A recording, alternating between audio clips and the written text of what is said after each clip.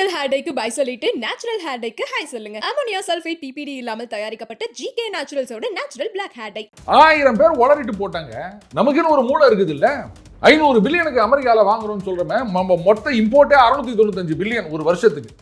ஆயில மட்டுமே 500 பில்லியனுக்கு வாங்கிட்டு என்ன ஆயில குடிச்சிட்டு உட்காந்துருக்க முடியுமா? கல்லைத்தான் மண்ணைத்தான் காய்ச்சித்தான் குடிக்கத்தான் சொன்னான்ற மாதிரி ஆயில காய்ச்சி குடிக்க சொல்றீங்களா நீங்க? இதை பார்த்த உடனே இது டுபாக்கூர்னு தெரிய வேணாமா? ஊடகங்களில் சொல்லிவிட்டார்கள். ஒரு 2 மாசத்துக்கு முன்னாடியில இருந்தே ட்ரம்ப் சொல்லிட்டார்ல, ரஷ்யால இருந்து வாங்குறதை நிறுத்திட்டாங்க அப்படின்னு சொல்லி. அப்புறம் இப்ப நான் மோடி கிட்ட பேசினேன், அவர் நிறுத்துறேன்னு சொல்லியிருக்காரு அப்படின்னா, அப்ப இந்த 2 மாசமும் நான் வாங்கி நிற்கிறோம் தான். அப்ப அன்னைக்கு சொன்னது பச்சை பொய் தானே. மஞ்ச நாடா நீ? வாயை திறந்தா உண்மையே வராதாடா? இஷ்டத்துக்கு இந்த உலகத்துல இருக்கியா இல்ல? நீ பாட்டுக்கு முதல்ல என்னவோ நீ பாட்டுக்கு பேசி நிற்கிற நீ அப்படின்னு நம்ம கேள்வி கேட்கணுமா வானாமா? நாம என்ன கேட்கிறோம்னா, இந்த பாரு, ரஷ்யா கிட்ட நாங்கள் ஆயில் அவங்க முதல்ல $20 வரைக்கும் குறைச்சி கொடுத்தாங்க. இப்போ $5 to $6, நடுவில் $3 இருந்தது. இப்போ மறுபடியும் $5 ஆக்கியிருக்காங்க. ரிடக்ஷன். அந்த அங்கே $60 $65 இவங்க ஒரு $60 கொடுக்குறாங்க. நமக்கு கம்மியாக வருது. இப்போ நீ வெனிசுவேலாந்து வாங்கிக்கிறேன்றியா? நான் வாங்கிக்கிறேன், நான் இல்லைன்னு சொல்லலை. ரஷ்யாலேருந்து வரதை விட வெனிசுவேலாலேருந்து வருது தூரம் அதிகம். ஏற்கனவே பேசியிருந்தோம், கம்மியாக கொடுக்குறாங்க, நான் அவன்கிட்ட வாங்கிக்கிறேங்கிறேன். அவ்வளோதான். இதைத்தானே நம்ம அன்றைக்கி சொன்னோம். நீ $8 கம்மியாகுது.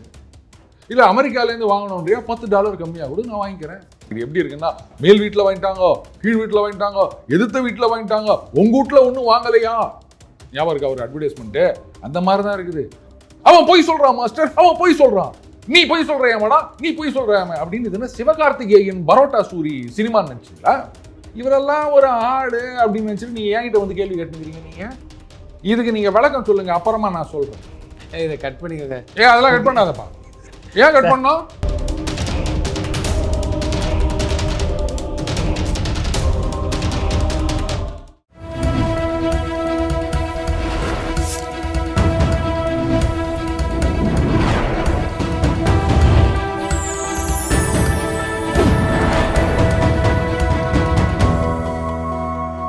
சேனல் 5 தமிழ் நேயர்களுக்கு வணக்கம். இன்றைய நேர்காணலில் நம்மோடு பேசுறது டெய்லி பஞ்ச் அருண் அவர்கள். சார் வணக்கம். சார் வணக்கம் ரூபன். சார், ஒரு வழியாக ட்ரம்ப் இந்தியாவை என்கிட்டே ஆயில் வாங்க வச்சுட்டேன், வெனிசுலா எண்ணெய் உங்களுக்கு தந்துடுறேன், ரஷ்யா இனிமே இந்தியாவுக்கு ஆயில் சப்ளை பண்ணாது, அவராகவே அறிவிச்சுட்டு அவராகவே முடிவு பண்ணி நினச்சதை சாதிச்சிட்டாரா சார்? அப்படியா ரூபன்? புல்லட்டை வாங்கிக்கிறேன்னு நம்ம ஒரு அக்ரிமெண்ட் சைன் பண்ணாம காசுங்க எப்போ சார் பண்ணோம்? என்னப்பா, நான் ட்விட்டரில் போட்டிருக்கேன், என் புல்லட்டை ரூபன் வாங்கிக்கிறேன்னு சொல்லிட்டான் 1.5 லட்சத்துக்கு அப்படின்னு. எங்க காசு? காசு எங்கேயா? என்ன ஏமாத்தலன்னு பார்க்குறியா? அப்படியே நானும் சொல்லலையே. நான் சொல்லியிருக்கேன் தம்பி, நீ பார்த்தல ட்வீட்டு, 1.5 லட்சம் ரூபாய்க்கு நீ வாங்கிக்கிற அப்படின்னு நான் ட்வீட் போட்டிருக்கேன்ப்பா. போட்டு 1 வாரம் ஆகுது. காசுங்க இன்னையே மொழிகிற? நான் ட்வீட் போட்டிருக்கேன்ல, என்ன ஏமாத்தலன்னு பார்க்குறியா? இதான் சொல்லு ரூபன்.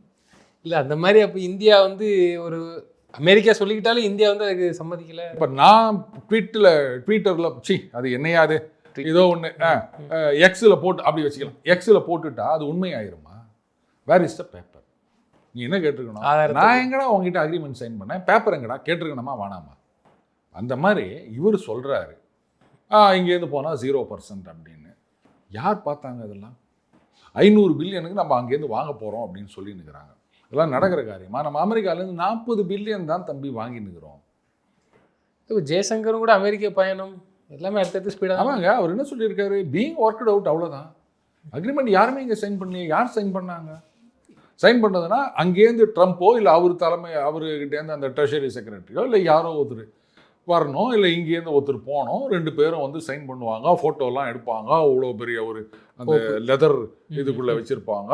அப்புறம் அது ஒரு மாதிரி தங்க பேனா இருக்கும், 2 பேரும் சைன் பண்ணுவாங்க. இவங்க இப்படி கொடுப்பாங்க, அவங்க அப்படி கொடுப்பாங்க. வாங்கினோடனே பளிச்சுன்னு கேமரா மின்னும்.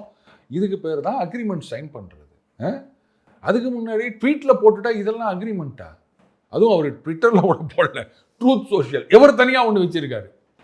நீங்கள் என்ன சொல்கிறது, நானே தனியாக ஓப்பன் பண்ணுறேன் அப்படின்ட்டு அவர் ஓப்பன் பண்ணிட்டார். அவர் இப்போ நமக்கு எந்த கட்சியிலையும் போஸ்டிங் கொடுக்கல அப்படின்னு சொன்னால் நம்மளே தனியாக ஒரு கட்சி ஆரம்பிச்சிடுறது இல்லையா? அந்த மாதிரி. அண்டு நான் ஆரம்பிக்கிற கட்சியில் நான் என்ன பண்ணுவேன், ஒன்றை மாதிரி கேள்வி கேட்குற ஆளெல்லாம் சேர்த்துப்பேன்னா எனக்கு ஜால்ரா தட்டுற ஆளை தான் நான் கூட வச்சுப்பேன். அந்த மாதிரி அந்த ட்ரூத் சோஷியலில் அவர் யார் தெரியுமா அப்படின்றவங்களை மட்டும்தான் கூட வச்சுன்னு அப்படி அவர் ஓட்டி நிற்கிறாரு. அதில் போடுவார், உடனே அதை எக்ஸில் சில பேர் அதை ஷேர் பண்ணுவாங்க. அவர் இந்த மாதிரி நிறைய போட்டுக்கிறாரு. நேற்றுக்கு என்ன போட்டுக்கிறாரு தெரியுமா? சீனாவோட வந்து நான் பேசினேன், சீன அதிபர் ஜிங்கிபிங் அவரோட பேசினேன். ஏப்ரலில் நான் போகிறேன், அதுக்காக நான் வந்து காத்து கொண்டிருக்கின்றேன். நாங்கள் வந்து இந்த ரஷ்யா உக்ரைன் வார் பற்றி பேசினோம், அப்புறம் இன்னொன்று பற்றி பேசணும், அதை பற்றி பேசணும், இதை பற்றி பேசணும் அப்படின்னு நிறைய போட்டிருக்காங்க. சைனா தரப்புலேருந்து ஒன்று சொல்லியிருக்காங்க, ரொம்ப சோக்காக வச்சாங்க ஒரு ஆப்பு. அவங்க என்ன சொல்லியிருக்காங்க, எந்த ஒரு கெட்ட காரியமும் ஒரு சின்ன இது தானேங்க, இதெல்லாம் போய் பார்க்கலாமா அப்படின்றதுக்காக எவ்வளோ சின்னதாக இருந்தாலும் கெட்ட காரியத்தை வந்து செய்யக்கூடாது. அடுத்தது என்னங்க, இதெல்லாம் ஒரு சின்ன விஷயம் தானேங்க அப்படின்றதுக்காக நல்ல காரியத்தை செய்யாமல் கூடாது. நல்ல காரியம் பண்ணால் ஒரு 10 பைசா போடணும்னு வச்சுக்கோங்க, 10 பைசா போகிறதெல்லாம் ஒரு இதுவாங்க அப்படின்ட்டு அதை ஒதுக்கிறாரு. சின்னதாக இருந்தாலும் நல்ல காரியத்தை செய், சின்னதாக இருக்குன்றதுனால கெட்ட காரியத்தை செய்யாத இப்படின்னு. இதை ஏன் சொன்னாங்கன்னா அந்த கான்டெக்ஸ்ட்டை பார்க்கணும். இதை வந்து ட்ரம்ப் பேசினார்னு சொல்கிறாங்க இல்லையா, அப்போ இந்த மாதிரி விஷயம் இது பண்ணது அப்படின்னு சைனீஸ் அவங்களுடைய இந்த டிரான்ஸ்கிரிப்ஷனில் வந்திருக்கிறதா நான் பார்த்தேன். இதை ஏன் சொன்னாங்க அப்படின்னா, அங்கே ஒருத்தர் இருந்திருக்காரு, அவர் புள்ள வந்து விளக்கெண்ணெய், ஸோ அவனுக்கு இந்த அறிவுரையை சொல்லியிருக்காராம். அப்போ ஒரு அசமஞ்சம் முட்டாளுக்கு சொன்ன அறிவுரையை இவங்க இந்த கான்டெக்ஸ்டில் எடுத்துகிட்டு வராங்கன்னா, அப்போ அவங்க வந்து அண்ணன் ட்ரம்ப்பை எப்படி ட்ரீட் பண்ணுறாங்கன்றது புரியுதா உங்களுக்கு? இதுக்கு மேலே நான் ஏதாவது சொல்லணுமா? அப்புறம் அவரு சொல்லிட்டாருன்னு நீங்கள் குதிச்சு நிற்கிறீங்க இங்கே உக்காந்தீங்கன்னு. எல்லாரும் நம்ப வச்சுட்டு இருக்காங்களே, அதை சொல்லி தான். அவரு நம்ப வைக்கலைங்க, நீங்கள் நம்புறீங்க முட்டாள்தனமா. இல்லை, நம்ம ஊடகங்களே வந்து அமெரிக்காவோட எண்ணெய் வாங்க. ஐயோ, ஊடகங்கள் சொல்கிறாங்கன்னா அதுக்கு நான் என்னங்க பண்ண முடியும்? அப்போ அமெரிக்காவோட வெனிசுலா எண்ணெய் இந்தியா வாங்கலை. பாருங்க, வெனிசுவேலா எண்ணெயை வாங்குறீங்களா இல்லை ரஷ்யன் ஆயிலை நிறுத்துறீங்களா, இதெல்லாம் இது வரைக்கும் எந்த முடிவும் எடுக்கப்படவில்லை. அமெரிக்காவிலேருந்து வர இம்போர்ட்டுகள்லாம் 0% அவர் தான் சொல்லிக்கிறாரே தவிர இந்திய அரசாங்கத்திலேருந்து என்ன சொன்னோமா? மோடி அவர்கள் இதுக்கு பதிலுக்கு ட்வீட் போட்டுக்கிறார். அவர் என்ன சொல்லியிருக்காரு, இந்த மாதிரி 18% நீங்கள் இந்த டாரிஃபை குறைச்சிருக்கீங்க, அதுக்கு 1.4 பில்லியன் பீப்புள் சார்பாக நன்றியை தெரிவித்துக் கொள்கிறோம் அப்படின்னு சொல்லியிருக்காரு. அமெரிக்க பத்திரிகையிலேயே ட்ரம்ப் வரியை குறைச்சாருன்னு தான் போட்டிருக்காங்களே தவிர 0% வரின்றதை பற்றி அவன் பேசவே இல்லை. ஏன்னா அவங்களுக்கு அவங்க பிரசிடெண்ட்டை பற்றி தெரியும். சரி, நான் கேட்குறேன், தாய்லாந்து கம்போடியா இந்த சண்டையை நான் தான் நிறுத்தினேன்னு சொன்னார். நடந்தது என்ன? தாய்லாந்து கம்போடியாவும் சண்டை வந்த உடனே இவர் வந்து எங்கடா வந்துட போறாருன்ட்டு முன்னாடியே முந்திக்கின்னு யாரும் இந்த பக்கம் வந்துடாதீங்க அப்படின்னு சொல்லிட்டு மலேசியா முன்னாடி உட்காந்துக்கின்னு பேச்சுவார்த்தை நடத்தி அவங்க ஒரு அக்ரிமெண்ட்டுக்கு வந்தாங்க. இவர் பார்த்த இருந்தாலும் நான் தாங்க அப்படின்ட்டு ஒரு கோடு போட்டு இந்த சண்டையை நான் தான் நிறுத்தினேன்னு சொன்னாங்க. சொன்ன கொஞ்ச நாளில் மறுபடியும் சண்டை வந்துச்சு. இப்போ அந்த கோட்டை அழிப்பாரா, இல்லை அந்த கோட்டு பக்கத்தில் இன்னொரு கோடு போட்டு ஒரே தாய்லாந்து கம்போடியா சண்டைக்கு 2 கோடு போடுவாரா? எனக்கு பதில் சொல்லுங்க. இப்போ யோசிக்கணுமா வேணாமா? ஆனால் அந்த சண்டை நின்றதுக்கும் இந்த ஆளுக்கும் கொஞ்சம் கூட சம்மந்தமே கிடையாது. இந்த ஆள் செவுத்துல கோடு போட்டு நிற்கிறாரு.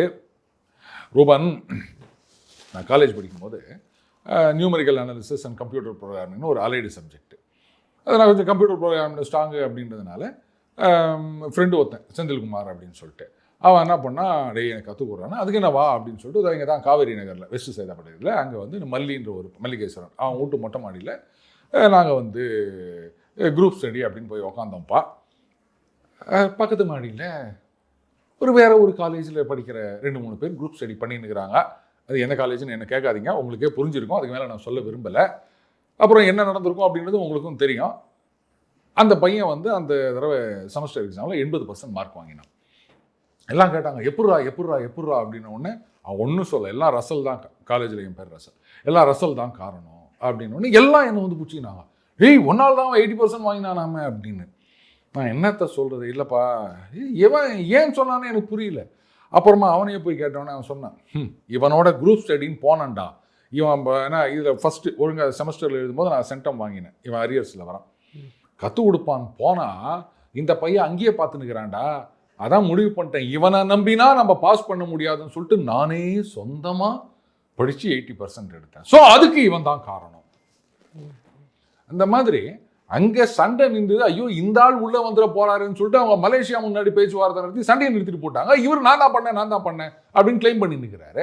அப்படி ஒரு மனுஷன் சொல்றதை போய் நம்பி ஊடகங்களில் சொல்கிறார்கள் அப்படின்னா 1000 பேர் உளறிட்டு போட்டாங்க.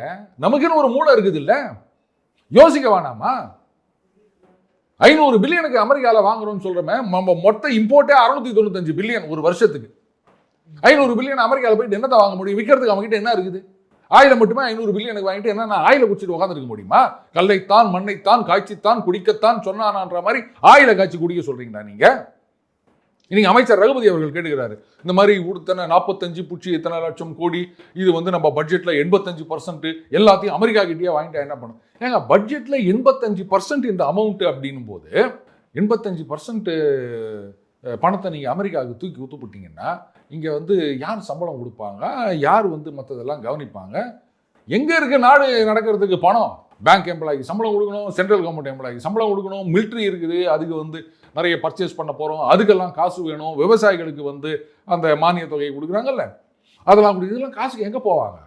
அப்படி இருந்துச்சா இதை பார்த்தவொடனே இது டுபாக்கூர்னு தெரிய வேணாமா? ஊடகங்களில் சொல்லிவிட்டார்கள்.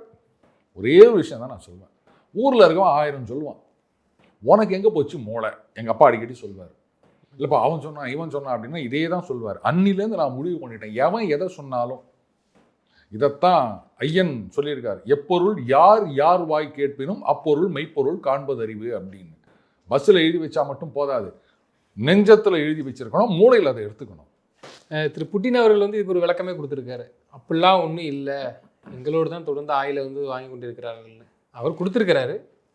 இப்போ நான் உங்களை வந்து இன்னொரு விதத்தில் பார்க்குறேன். சரி, புட்டின் விட்டுருங்க, இவர் பூரி சொல்கிறதையும் விட்டுருங்க, பியூஷ் கோயல் சொல்கிறதையும் விட்டுருங்க, மோடி சொல்கிறதையும் விட்டுருங்க. இப்போ என்ன சொல்லியிருக்காரு? ரஷ்யா கிட்டேருந்து ஆயில் வாங்குறது நிறுத்திடுறேன்னு சொல்லியிருக்காங்க, வெனிசுவேலா கிட்டேருந்து ஆயில் வாங்குறேன்னு சொல்லியிருக்காங்க. இது ட்ரம்ப் போட்ட போஸ்ட். ஓகே, இதே ட்ரம்ப் ஒரு மாதத்துக்கு முன்னாடி ரஷ்யா கிட்டேருந்து இந்தியா ஆயிலே வாங்கலை அப்படின்னு சொல்லலையா? நிறுத்திட்டாங்க அப்படின்னு சொல்லலையா? அவங்க ட்ரெஷரி செக்ரட்டரி சொல்லலையா? உடனே இங்கே இருக்கவங்களாம் பார்த்தீங்களா அமெரிக்காவுக்கு பயந்துன்னு நீங்கள் வந்து ரஷ்யா கிட்டேருந்து ஆயில் வாங்குறதை நிறுத்திட்டீங்க அப்படின்லாம் பேசலையா? யோ அப்போ தான் அன்றைக்கே நிறுத்தி விட்டாங்களா, அதையே நீ இப்போ வந்து நிறுத்துறேன்னு சொன்னாங்கன்னு பேசி நிற்கிறேன்னு யாராவது கேட்டிங்களா? ஒரு மாதத்துக்கு முன்னாடியே 2 மாதத்துக்கு முன்னாடியே நிறுத்திட்டாங்கன்னு சொன்னல. அப்புறம் இன்னைக்கு வந்து நாங்கள் பேசினோம் அவர் நிறுத்துறேன்னு சொல்லியிருக்காரு அப்படின்னா அப்போ அன்னைக்கு சொன்னது நீ பொய் தானே, டுபாக்கூர் தானே, வாயை திறந்தா புளிகின்னு தானே இருக்கிற நீ, ஒன்னெல்லாம் எவனாவது நம்புவானா அப்படின்னு இந்த மூளைன்னு கொஞ்சம் இருக்குது இல்லை, அதை கொஞ்சம் யோசிச்சாலே புரியும். ஆனால் மூளையா அது என்னங்க, அதெல்லாம் வச்சுக்கணும் நான் என்ன பண்ணுறது அப்படின்னு நினச்சிங்கன்னா இப்படி தான் கேள்வி கேட்பீங்க, இப்படி தான் தம்ப்நெயில் போடுவீங்க. என்ன சார் மொத்தமாக திருப்பிட்டீங்க? இல்லை நம்ம பார்க்குற வரைக்கும் தான் ஒரு இல்லை, அதுதான் நான் சொல்கிறேன். ஒரு 2 மாதத்துக்கு முன்னாடியிலேருந்தே ட்ரம்ப் சொல்லிட்டார்ல ரஷ்யாலேருந்து வாங்குறதை நிறுத்திட்டாங்க அப்படின்னு சொல்லிட்டு. அப்புறம் இப்போ நான் மோடி கிட்ட பேசினேன், அவர் நிறுத்துறேன்னு சொல்லியிருக்காரு அப்படின்னா அப்போ இந்த 2 மாதமும் நான் வாங்கி நிற்கிறோம் தான் அர்த்தம். அப்போ அன்னைக்கு சொன்னது பச்சை போய் தானே. டேய் மஞ்சனாடா, நீ வாயை திறந்தா உண்மையே வராதாடா, இஷ்டத்துக்கு இந்த உலகத்தில் இருக்கியா இல்லை, நீ பாட்டுக்கு முதந்துன்னு என்னவோ நீ பாட்டுக்கு பேசி நிற்கிற நீ அப்படின்னு நம்ம கேள்வி கேட்கணுமா வேணாமா? கேட்டாதான் அந்த மூளையை கொஞ்சமாவது உபயோகப்படுத்துற அப்படின்றது அர்த்தம். அப்படி கேட்காம அமெரிக்கா கட்டளைக்கு இந்தியா பயந்து விட்டது அப்படின்னு சொல்லிட்டு இருந்தியானா டெய்லி நைட் ஆன உடனே மொபைல் எடுத்து பார்த்து டிங் டிங் டிடிங் 200 ரூபா கிரெடிட் ஆயிருக்கான்னு பார்க்குறவன் தான் நான் சொல்லுவேன். வேற என்னத்த சொல்ல? ராகுல் காந்தி சொல்லியிருக்கிறாரு பார்லிமெண்ட்ல, இதுதான் சொல்லியிருக்காரு. நீங்க சொன்னதை சொல்லியிருக்காரு, ட்ரம்பிடம் அடிமையாகிட்ட மோடி எதனால அப்படிங்கிற மாதிரி கேள்வியாவே எழுப்பியிருக்காரு. எந்த ராகுல் காந்தி? அங்க பார்லிமெண்ட்ல ஸ்பீக்கரை எப்படி அட்ரஸ் பண்றதுன்னு கூட தெரியாம முடிக்கிற ராகுல் காந்தியா? இப்போ இங்க நம்ம சட்டசபை எடுத்துக்கோங்க, மாண்புமிகு அவைத்தலைவர் அவர்களே அப்படின்னு எழுந்துதான் நீங்க எதுவா இருந்தாலும் அப்படிதான் சொல்லணும். அதே மாதிரி மாண்புமிகு உறுப்பினர் அவர்கள் அப்படின்னு தான் சொல்லுவாங்க, இதுதான் மரபு. நீங்க அங்க போயிட்டு திடீர்னு டவுட் வந்துட்டு நீங்க 5 தடவை எம்எல்ஏவா இருக்கீங்கன்னு வச்சுக்கோங்களேன், பக்கத்துல ஏங்க அது அவைத்தலைவரை பார்த்து என்ன சொல்லணும் இப்படின்னு கேட்டீங்கன்னா இதான் இப்படி தான் பார்ப்பாங்க. கேட்டா இல்லை நீ எல்லாம் எப்போ 5 தடவை எம்எல்ஏ ஆன பக்கத்தில் இருக்க கேட்பானா மாட்டானா? காரி துப்போம். அதான் அதே மாதிரி இவர் சொல்றாரு ஸ்பீக்கர் சார், சேர்மன் சொன்னா என்ன சொல்லணும்? அவர் சொல்றாரு சேர்மன் சொல்லுங்க அப்படின்னா சேர்மன் சார் அப்படின்றாரு. இவர் 5 தடவை எம்பி. சரி, இவர் வந்து அடிமையாகி விட்டார் அப்படின்னு சொல்லிட்டார்ல. இப்போ நான் ஒன்று சொல்லிட்டா, இந்த ஜிஎஸ்டி கப்பர் சிங் டாக்ஸ் அப்படின்னாரு. இந்த மாதிரி ஜிஎஸ்டி போட்டு ஏழை எளிய நடுத்தர மக்களை வந்து கசக்கி பிழிகின்றார்கள் அப்படின்னு சொன்னார். அப்போ ஜிஎஸ்டியால் பாதிக்கப்படுவது அடித்தட்டு மக்கள் அப்படின்னு இங்கே சொன்னாரா? இங்கேருந்து ஜெர்மனிக்கு போனார். அங்கே என்ன சொல்றாரு? இந்த ஜிஎஸ்டி அந்த முதலாளிகள் இருக்காங்கல்ல, கம்பெனியை வச்சு நடத்துறாங்கல்ல, அவர்களுக்கு எதிராக இருக்கின்றது. இந்த மக்களுக்கு ஆதரவாக இருக்கின்றது இந்த ஜிஎஸ்டி. அதனால முதலாளிகள் தான் பாதிக்கப்படுகின்றார்கள். இடத்துக்கு தகுந்த மாதிரி மாறி பேசுறது. யோசிச்சு பாருங்க, முதலாளிகள் பாதிக்கப்படுகின்றார்கள் ஜிஎஸ்டினால. இந்த மக்களுக்கு ஆதரவாக இந்த ஜிஎஸ்டி இருக்கின்றது, நான் இதை மாத்துவேன்னு சொல்றாரு. காரணம் என்னன்னு புரியுதா உங்களுக்கு? இங்க மக்களுக்கு பாதிப்புன்னு சொல்லிட்டு உங்களுக்காக நான் கஷ்டப்படுறேன் அப்படின்னு சொல்லிட்டு இவங்க கிட்ட வந்து ஏமாத்தி ஓட்டு வாங்கணும் அப்படின்னு. அங்க ஜெர்மனியில போயிட்டு பேசுறதுக்கு காரணம் என்னன்னா, அதெல்லாம் முதலாளித்துவ நாடுகள்னு சொல்றாங்க. ஏன் அங்க அந்த முதலாளிகள்லாம் இருப்பாங்க பாருங்க. அந்த மோடி இந்த மாதிரி இருக்கிறதுனால தான் முதலாளிகள்லாம் லாபம் வர மாட்டுது. எப்படியாவது என்னை கொண்டு வந்து நீங்க பிஎம்மா உட்கார வச்சிருங்க, நான் உங்களுக்கு ஆதரவா எல்லா சட்டத்தையும் மாத்துறேன். நம்ப மாட்டீங்களா? இதே காங்கிரஸ்ல தானே பாகிஸ்தானே பிச்சை எடுக்கிற ஒரு நாடு. அந்த நாட்டுக்கிட்ட போயிட்டு நீங்க எப்படியாவது மோடி பிரதம மந்திரியா வராம பார்த்துக்கணும் கேட்டானுங்களா இல்லையா காங்கிரஸ்காரனுங்க? வெக்கமா இல்ல உனக்கு? யார்கிட்ட போயிட்டு என்ன கேட்கிற? மக்கள் கிட்ட வந்து சொல்லணும், எங்களை வந்து ஓட்டு போட்டு தேர்ந்தெடுங்கன்னு சொல்லிட்டு. அவங்கிட்ட போயிட்டு மோடி பிரதமரா வராம எப்படியாவது பார்த்துக்கங்க அப்படின்னு சொல்றேன். நீங்களாம் ஒரு மனுஷனா? இப்ப புரியுதா ராகுல் காந்தி ஏன் ஜெர்மனியில போயிட்டு அப்படி பேசினாருன்னு? எப்படியாவது என்ன பிரைம் மினிஸ்டர் ஆக்கிருங்க, இந்த முதலாளிகளுக்கு ஆதரவா நான் சட்டத்தெல்லாம் மாத்துறேன் அப்படின்றதுக்காக தான் அப்படி பேசுகிறாரு. நீங்க என்னடானா என்ன ராகுல் காந்தி பேசியிருக்காரு, அப்படி பேசியிருக்காரு, இவரெல்லாம் ஒரு ஆடு அப்படின்னு நினைச்சிட்டு நீங்க என்கிட்ட வந்து கேள்வி கேட்டுக்கிறீங்க. நீங்க இதுக்கு நீங்க விளக்கம் சொல்லுங்க, அப்புறமா நான் சொல்றேன். அதுக்கு இதை கட் பண்ணிக்கோங்க. அதெல்லாம் கட் பண்ணாதப்பா. ஏன் கட் பண்ணோம்? ஏன் கட் பண்ணோன்னு கேட்குறானு. தம்பி இதெல்லாம் கட் பண்ணக்கூடாது சார். இதுக்கு விளக்கம் நான் எப்படி சார்? அப்புறம் நீங்க தான் சொல்லிட்டீங்களா எல்லாம் டுபாக்கூர் ஏதோ நம்பாதீங்க. எப்படி நம்ம என்ன விளக்கம் கொடுக்க? பின்ன இந்த மாதிரி ஒரு டுபாக்கூரா பேசிட்டு தெரிகிற ஒருத்தர் அவரே சொல்லிட்டாரு அப்படின்னா இப்போ நான் என்ன கேட்குறேன்னா, இப்போ இப்படி எடுத்துப்போமே, ஒரு நடிப்பு அப்படின்னு வந்தால் நமக்கெல்லாம் ஞாபகம் வருது சிவாஜி கணேசன் அவர்கள். அவரே இப்படி பண்ணியிருக்காருன்னு சொன்னால் ஓகே. அதை விட்டு நடிப்புன்னா என்னன்னே தெரியாமல் சில பேர் ஃபீல்டை விட்டு ஓடி போயிட்டு இருப்பாங்க. அவரை உதாரணம் காமிச்சா நான் என்ன பதில் சொல்றது? நிச்சயமா நீங்க சொல்றது சரிதான் சார். ஆனா ஒட்டுமொத்த இந்தியாவுமே இப்ப நம்பிட்டு இருக்குது என்னன்னா, நான் சொல்றேன், நான் வரேன், இன்க்ளூட் நானே அப்படி எடுத்துக்கிடுங்க. வெனிசுலா எண்ணெயை வந்து இந்தியா வாங்க ஆரம்பிச்சுட்டு ரஷ்யாவுக்கு வந்து இப்போ உடனே அதெல்லாம் ஜெய்சங்கர் போறாரு அப்படிங்கிற மாதிரியே ப்ரொஜெக்ட் ஆயிட்டு இருக்கு. அதனால நான் அந்த கேள்வியை கேட்கிறேன். எல்லாரும் அப்படிதான் நம்பிட்டு இருக்காங்க. அதைத்தான் நான் சொல்றேன். ஊர்ல இருக்கவன் 1000 சொல்லுவான், உனக்கு எங்க போச்சு புத்தி? ரஷ்ய அதிபர் அப்போ அமைதியா இருந்திருக்கலாமோ? அவர் ஏன் முந்திக்கிட்டாரு? இல்ல எங்க என்னையே தான் அவரெல்லாம் விடுங்க. ட்ரம்ப் சொன்னதை வச்சே நான் சொல்லிட்டேன். 2 மாதத்துக்கு முன்னாடியே நிறுத்திட்டாங்கன்னு சொன்னாரு. இப்ப நாடானா இன்னைக்கு பேசி நிறுத்த சொல்லிக்கிறேன் அப்படின்றாரு. அப்ப அன்னைக்கு சொன்னது பொய்யா, இன்னைக்கு சொன்னது பொய்யா? சொல்லிட்டா அதனால என்னைக்குமே சொல்றது பொய் தான். இப்போ இந்த மாதிரி ஒரு சூழல் எழும்பொழுது மாறி மாறி பேசுகிறாங்க. நான் அங்கே ஆயில் வாங்க போகிறேன், ஆயில் வாங்க போகிறேன். மக்கள் மொத்தமாகவே நம்புகிறாங்க. கிட்டத்தட்ட அவர் ட்ரம்ப்கிட்ட வந்து மோடி ஏதோ ஒரு இதில் கமிட்மெண்ட் ஆகிட்டாரு. இல்லை அப்படி வந்து அது உண்மையாகவே இருக்கும் பட்சத்தில் ஒரு நாடு நான் எங்கேயும் பர்ச்சேஸ் பண்ணிட்டு போகிறேன், ஆனால் எல்லாம் இல்லை உனக்காண்டி நான் வந்து வெனிசுலாவை அட்டாக் பண்ணி அந்த ஆயில் வந்து நான் ரெடி பண்ணிட்டேன், நீ இங்கே தான் வாங்கணும், இந்த அளவுக்குலாம் அது இது சாத்தியமா சார்? இது இப்படி இருக்கலாமா? அப்படி நம்ம வெனிசுவேலாலேருந்து ஆயிலை நம்ம வாங்க ஆரம்பிச்சிட்டோம்னு யார் சொன்னா உனக்கு? இல்லை நீங்கள் சொல்கிறீங்க அதே டுபாக்கூர் நியூஸ் வாங்கலன்னு சொல்கிறீங்க. புட்டின் வந்து என்ன சொல்லியிருக்காருன்னா, எந்தெந்த நாடு யாரோட அவர் விருப்பம் சொல்லியிருக்காருன்னா, நான் உன்ன என்ன சொல்லிட்டேன், நாம் என்ன கேட்குறோம்னா, இந்த மாதிரி ரஷ்யா கிட்ட நாங்கள் ஆயில் வாங்குறோம். அவங்க வந்து முதல்ல $20 வரைக்கும் குறைச்சி கொடுத்தாங்க. இப்போ $5லேருந்து $6, நடுவில் $3 இருந்தது. இப்போ மறுபடியும் $5 ஆக்கியிருக்காங்க. ரிடக்ஷன். அந்த அங்கே $60 $65 இவங்க வந்து ஒரு $60 கொடுக்குறாங்க. நமக்கு வந்து கம்மியாக வருது. இப்போ நீ வெனிசுவேலாலேருந்து வாங்கிக்கிறேன்றியா? நான் வாங்கிக்கிறேன், நான் இல்லைன்னு சொல்லலை. ரஷ்யாலேருந்து வரதை விட வெனிசுவேலாலேருந்து வருது தூரம் அதிகம். ஏற்கனவே பேசியிருந்தோம், கம்மியாக கொடுக்குறாங்க, நான் அவன்கிட்ட வாங்கிக்கிறேங்கிற. அவ்வளோதான். இதைத்தானே நம்ம அன்றைக்கி சொன்னோம். நீ வந்து $8 கம்மியாக கொடு, இல்லை அமெரிக்காலேருந்து வாங்கணுன்றியா $10 கம்மியாக கொடு, நான் வாங்கிக்கிறேன். எனக்கு ஒன்றும் ஆட்சேபனையாக கிடையாது. எவன் கம்மியாக கொடுக்குறானோ நான் அவங்ககிட்ட வாங்கிட்டு போகிறேன். நான் அவ்வளோதான். எனக்கு பொறுத்த வரைக்கும் என்னுடைய நாடு முக்கியம். என் மக்களுக்கு வந்து குறைஞ்ச விலையில் கிடைக்கணும், அதுதான் எனக்கு முக்கியம். நாளைக்கே சீனா வந்து இதை பாருங்க, எங்ககிட்ட ஆயில் கிடையாது, இருந்தாலும் நாங்கள் வாங்கி ஏதோ பண்ணுறோம், உங்களுக்கு $15 கம்மியாக கொடுக்குறோம், நான் வாங்க என்ன சொல்ல போகிறோம்? அப்போ இதில் வந்து இந்த வரி குறைப்பு மட்டும்தான் உண்மை, மித்ததெல்லாம் டுபாக்கூர் நியூஸ். ரூபன், ஏற்கனவே இது நிறைய விஷயங்களை நீங்கள் 360 பார்க்கணும். இல்லாட்டா பிட்ஸ் அண்ட் பீசஸாக பார்த்தா இப்படி தான் வந்து அந்த ஊடகத்தில் சொல்கிறாங்க, இந்த ஊடகத்தில் சொல்கிறாங்க அப்படின்னா இது எப்படி இருக்குன்னா, மேல் வீட்டில் வாங்கிட்டாங்க, கீழ் வீட்டில் வாங்கிட்டாங்க, எதிர்த்த வீட்டில் வாங்கிட்டாங்க, உங்கள் வீட்டில் ஒன்றும் வாங்கலையா? ஞாபகம் இருக்கா ஒரு அட்வர்டைஸ்மெண்ட்டு? அந்த மாதிரி தான் இருக்குது. அதை விட்டு தெல்லுங்க. கொஞ்ச நாளைக்கு முன்னாடி ட்ரம்ப் வந்து அவங்க கட்சிக்காரெல்லாம் கூப்பிட்டு வச்சுட்டு சொல்கிறாரு, இந்த மிட்டம் எலெக்ஷன் வருது, அதில் வந்து டெமோக்ராட்ஸ் ஜெயிச்சு அவங்க மெஜாரிட்டியாக வந்துட்டாங்கன்னா என்னை பதவியை விட்டு தூக்கிடுவாங்க, எப்படியாவது நீங்கள் வந்து ஜெயிக்கணும். ஏற்கனவே மக்கள்லாம் விலைவாசி கொஞ்சம் கொஞ்சமாக ஏறி நிற்குது. இந்த டாலர் இண்டெக்ஸ்ன்னு சொல்லுவாங்க. டாலருடைய வேல்யூ அப்படின்றது குறைந்து கொண்டு இருக்கின்றது. சரியா? அதனால் ஒரு பக்கம் இப்படி, இன்னொரு பக்கம் விலைவாசி, இது வந்து அந்த மிட்டம் எலெக்ஷன் வர்றதுக்குள்ளே இன்னும் பெரிய அளவில் போகும். ஞாபகம் இருக்கா ரூபான்? ரொம்ப நாளாக நான் சொல்லிட்டு வந்திருக்கேன், இது பாருங்கள், இந்த டாரிஃப் அப்படின்றதெல்லாம் 6 மாதம்தான். நாம் சும்மா இருந்தாலே போதும், தானாக வழிக்கு வருவார்னு. இப்போ நம்மக்கிட்ட வழிக்கு வந்தாரா, அடுத்தது இப்போ சீனா கிட்ட அப்படியே வழிஞ்சிங்கன்னு வந்து அவர் வந்து ட்வீட் போட்டுக்கிறார், ட்ரூத் சோஷியலில் போட்டிருக்காரு.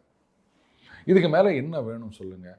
ஸோ இதெல்லாம் அவர் என்ன நினச்சாரு, நாம் வந்து டாரிஃப் அப்படின்னு சொன்னால் எல்லாமே வந்து European union, Japan, south Korea மாதிரி அப்படியே வந்து சரண்டர் ஆயிடுவாங்க அப்படின்னு. தம்பி, அதெல்லாம் அவங்க இப்படி வச்சுக்கலாம், டேடி, அதெல்லாம் அவங்க முதுகெலும்பு இல்லாத பயலுவா, காலங்காலமாக அவங்க பின்னாடியே டேடின்னு சுற்றிட்டு வந்தவங்க. அவங்க ஒன்றா நீங்கள் சொல்கிறத கேட்டுட்டு ஆடலாம், எனக்கு கிரீன்லாண்டை கொடு, ஐஸ்லாண்டை கொடு அப்படின்னா ஐயோ அப்படின்னு அழுவலாம். நாங்கள் அப்படி கிடையாது, உங்கள் வேலை இங்கே நடக்காது அப்படின்னு நம்ம சாதுரியமாக இருந்தோம். இப்போ திருப்பி இவங்கெல்லாம் என்ன தெரியுமா கேட்குறாங்க, சரிங்க ட்ரம்ப் இவ்வளோ தூரம் சொல்லிட்டாரு, இவர் வந்து அந்த மாதிரிலாம் இல்லை, அப்படி கிடையாது அப்படின்னு சொல்ல வேண்டியது தானே, ஏன் தைரியம் இல்லை அப்படின்னு கேட்குறாங்க. இப்படி கேட்குறவங்களுடைய நோக்கம் என்ன தெரியுமா? இந்தியா நாசமாக போனோம் அப்படின்றது. Ruban, all set and done, இன்னைக்கு அமெரிக்காவுடைய இன்ஃப்ளூயன்ஸ் அப்படின்றது உலக அளவில் பெரிய அளவில் இருக்குது. Number 1 economic country. சீனாலாம் அதை எட்டி பிடிக்கணும்னா பல வருடங்கள் ஆகும். பெரிய அளவில் இருக்காங்க அவங்க கடனே கண்ணாபின்னான்னு இருக்குது. நம்ம ஜிடிபியை விட பல மடங்கு அதிகமாக அவங்க கடனே வச்சுக்கிறாங்க. புரியுதுங்களா? டாலரில் தான் இன்னைக்கு மோர் தென் 50% ஆஃப் த ட்ரேட் நடக்குது. டாலர் ஆக்சஸ் இல்லை அப்படின்னு சொன்னால் நம்மளால வியாபாரம் பண்ண முடியாது. ஏன்னா நம்ம கிட்ட முக்கியமான ஒரு இம்போர்ட் வந்து ஆயில், அது இல்லாமல் எதுவுமே நவராது. ஆயில் வந்து ரஷ்யா தவிர மற்ற இடத்துலலாம் நம்ம டாலரில் தான் வாங்கியானோம். அஃப்கோர்ஸ் இப்போ யுஏஇ கிட்ட வந்து ருப்பியில் வாங்குறோம்னு சொல்லிட்டு இருக்கோம். பட் அமெரிக்கா ப்ரெஷர் கொடுத்தாங்கன்னா, அவங்க அதை தரமாட்டேன்னு சொல்லிட்டாங்கன்னா கஷ்டமாயிடும். புரியுதுங்களா? ஸோ டாலர் இல்லை, டாலர் ஆக்சஸ் இல்லைன்னு சொன்னால் நம்மளுடைய எக்ஸ்போர்ட் கிட்டத்தட்ட ஒரு $80 பில்லியன் அமெரிக்காவுக்கு மட்டுமே நம்ம எக்ஸ்போர்ட் பண்ணுறோம். அது வராது. முக்கியமாக நம்மளுடைய இந்த சர்வீஸ் செக்டர், இந்த ஐடி இண்டஸ்ட்ரி இருக்கு இல்லையா, இது வந்து அமெரிக்காவை பெரிதும் நம்பி இருக்கின்றது, டாலரை பெரிதும் நம்பி இருக்கின்றது. ஸோ அந்த ஆக்சஸ் நமக்கு இல்லைன்னு சொன்னால் ஒரு பெரிய அடி வாங்கும். புரியுதுங்களா? அதனால அவன் போய் சொல்றான் மாஸ்டர், அவன் போய் சொல்றான், நீ போய் சொல்றியாமடா, நீ போய் சொல்றியாம அப்படின்னு. இதுன்னா சிவகார்த்திகேயன் பரோட்டா சூரி சினிமான்னு நினைச்சிங்களா? டிப்ளமசின்றது அப்படிதான், நாசுக்கா சொல்லணும். நான் என்ன சொல்லிட்டோம் பாருங்க, 18% குறைச்சதுக்கு நன்றி, அவ்வளோதான். அதுலேருந்தே நீங்கள் புரிஞ்சுக்கணும்.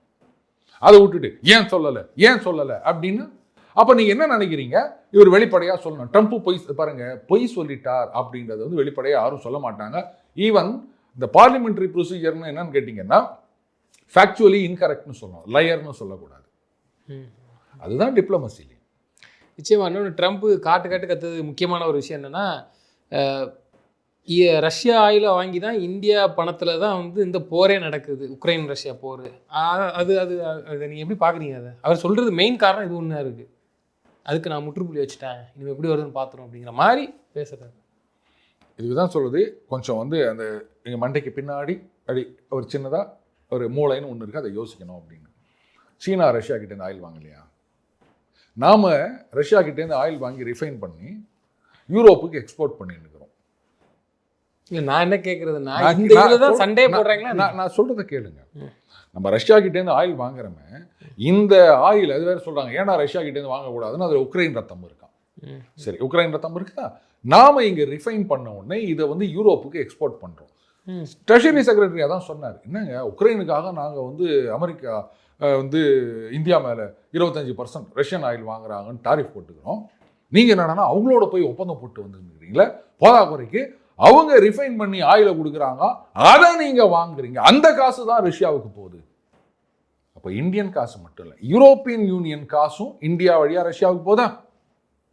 சரி, அமெரிக்கா ரொம்ப யோக்கியமா? நான் அமெரிக்கா ரஷ்யா கிட்டேருந்து எதுவுமே வாங்கலையா? எவ்வளோ வாங்கிட்டு இருக்காங்க நான் சொல்லவா? எத்தனை பில்லியனுக்கு அவங்க வியாபாரம் பண்ணிட்டு இருக்காங்க நான் சொல்லவா? அலாஸ்காவில் புட்டினும் ட்ரம்ப்பும் மீட் பண்ணாங்கல்ல, அப்போ எடுத்த உடனே புட்டின் அப்படியே, அதாவது இந்த லெஃப்ட் ஹேண்டில் டீல் பண்ணுறதுன்னு சொல்லாங்க, அந்த மாதிரி சொல்கிறாரு, நீங்கள் பிரசிடெண்ட்டாக வந்த பிறகு அமெரிக்கா எங்ககிட்டேருந்து வாங்குறது 25% இன்க்ரீஸ் ஆயிரும், ரொம்ப தேங்க்ஸ்ன்னு சொன்னார். ஏன்னா உன் காசு டைரெக்டாக ரஷ்யாவுக்கு போல, நீ இந்தியாவை பற்றி பேசுகிறீங்க, இதெல்லாம் யாராவது யோசிச்சோமா?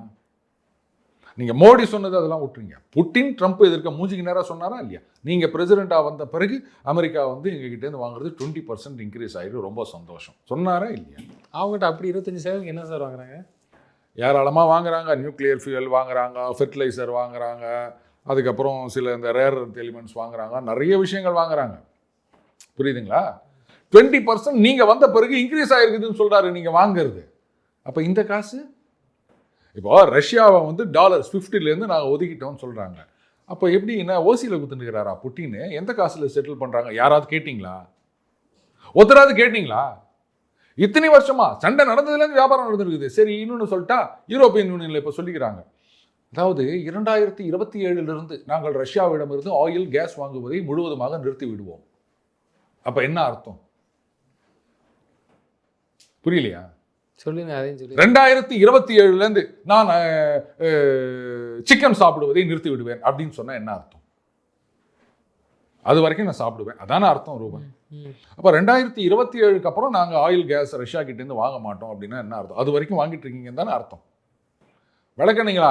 22 சண்டை நடந்ததுலேருந்து நீங்கள் வாங்கிட்டு தான் இருக்கிறீங்க, இன்னும் வாங்கிட்டு தான் இருக்கிறீங்க, இதே தான் சொல்லிட்டு இருக்காங்க, இன்னும் வாங்கிட்டு தான் இருக்கீங்க, இன்னி வரைக்கும் வாங்கிட்டு இருக்கீங்க. அது மட்டும் இல்லை, அவங்களோட இப்போ வந்து 19வது முற்றிலும் மேம்படுத்தப்பட்ட பொருளாதார தடைகள். இப்போ நீ ஒருத்தனை நாட்டாம வந்து டேய் அவனை ஒதுக்கி வை அப்படின்னு ஒரு தடவை உத்தரவு போட்டாலே முடியணும். 19 தடவை நாட்டாம வந்து அவனை ஒதுக்கி வை அப்படின்னு சொல்றாருன்னா, அப்போ அந்த நாட்டாம சொல்றதை ஒரு பயிலும் மதிக்கிறது இல்லை ஊருக்குள்ளன்னு தானே அர்த்தம். இதான் இதை புரிஞ்சுக்கணும் அப்படின்னு சொன்னால், மூளை இருந்ததுன்னு சொன்னால் இவங்க எவ்வளோலாம் டுபாகோ ரூட்னுக்கிறாங்கன்னு தெரியும். அதை விட்டுட்டு ஊடகங்களுக்கு வந்து பாஜகவை எதிர்க்கணும், மோடியை எதிர்க்கணும், நாடு நாசமாக போகணும் அப்படின்றது நோக்கமாக இருந்து இந்த மாதிரிலாம் பொய் செய்தி போட்டிருந்தாங்கன்னா அதுக்கு நான் ஒன்றும் பண்ண முடியாது. நிச்சயமாக சார், நீங்கள் சொன்ன கருத்தை கண்டிப்பாக பார்க்குறவங்க புரிஞ்சுக்கிடுவாங்க. தொடர்ந்து எங்களது கருத்துக்களை பண்ண நன்றி. நன்றி ரூபன். ஆனால் சிரிக்கிறத கட் பண்ணாமல் போடணும் ரூபன்.